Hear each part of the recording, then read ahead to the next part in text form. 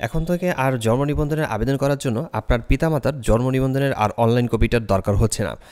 আমরা একটা সবচেয়ে বড় আপডেট জানতে পেরেছি, সেটা হচ্ছে যদি আপনি এখন থেকে জন্ম নিবন্ধনের জন্য আবেদন করতে যান, তাহলে আপনার বাবা মায়ের অনলাইনের জন্ম নিবন্ধনের কপিটার দরকার নেই। কেমন করে আমরা বুঝবো সেটা আমরা একটু দেখে নিই।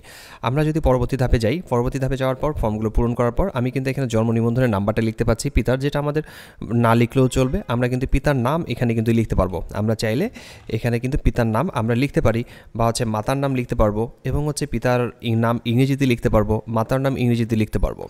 তবে এখানে যদি আমরা কোনো একটু পরিবর্তন দেখি, যেমন ধরেন 2009 সালের পর্যন্ত এখানে জন্মসাল দেওয়া আছে, যদি এই 9 সালের পরিবর্তে আমরা যদি 2010 করে ফেলি, 2010 করে নেই এই সালটাকে, তাহলে আমরা এই 2010-এর পরবর্তীতে যারা জন্মগ্রহণ করেছে তাদের মূলত আমরা জন্ম নিবন্ধনটা করার সময় অবশ্যই পিতামাতার অনলাইনের জন্ম নিবন্ধনের কপি দিয়ে আবেদন করব। অর্থাৎ এখন আমি শুধু জন্ম নিবন্ধনের নাম্বারটা এখানে লিখতে পাচ্ছি, এবং হচ্ছে পিতার নাম এখানে লেখা সম্ভব হচ্ছে না, মায়ের নাম লেখাও সম্ভব হচ্ছে না। এখন যদি আমি পূর্বের দিকে ফিরে আসি, অর্থাৎ এখানে দেখতে পাচ্ছি যে 2010 সাল, এখন 2010 সালের পূর্বে যারা জন্মগ্রহণ করেছে, অর্থাৎ 2009, 8, 7 এভাবে যতদিন পর্যন্ত জন্মগ্রহণ করেছে, এইভাবে যত সালে, তো এই বয়সের মানুষজনরা সবাই মূলত অনলাইনে যখন আপনি জন্ম নিবন্ধনে আবেদন করবেন, তখন আপনাদের বাবা মায়ের অনলাইনে জন্ম নিবন্ধনের নাম্বার লাগবে না বা কপি লাগবে না।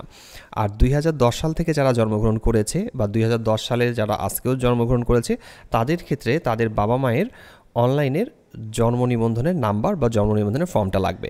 এখন যদি 2010 করে দিই, 10 করে দেওয়ার পর পরবর্তীতে আমরা আবেদন ফর্মটি পূরণ করতে পারবো না। এটা একটা বড় আপডেট। এটা ছিল মূলত 2000 সাল পর্যন্ত। যারা 2000 সালের পূর্বে জন্মগ্রহণ করেছিল তাদের ক্ষেত্রে ছিল জন্ম নিবন্ধনের নাম্বার, তাদের বাবা মায়ের জন্ম নিবন্ধনের নাম্বার লাগতো, এবং হচ্ছে সেটা দিয়ে আমাদেরকে আবেদন করতে হতো। এখন সেটা 2010 সালের পরে করা হয়েছে, অর্থাৎ 2010 সাল পর্যন্ত যাদের বয়স, মানে 9 সাল পর্যন্ত যারা জন্মগ্রহণ করেছে 9-এর মধ্যে, তাদের জন্ম নিবন্ধন আবেদন করার জন্য নতুন করে তাদের বাবা মায়ের জন্ম নিবন্ধনের অনলাইন কপির প্রয়োজন হবে না।